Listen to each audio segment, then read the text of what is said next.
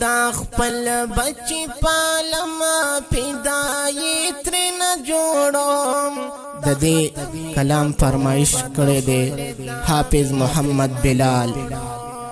دا ختم نبوت خل داغی ترین جوڑم و دا ختم نبوت خل داغی ترین جوڑم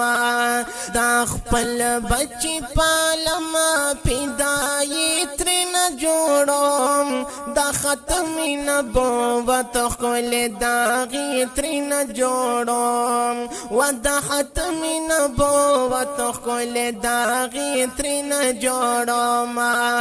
یا چې ختم رضالت کړي دنیا نه مرضایت کړي حاصل رب نه جنت کړي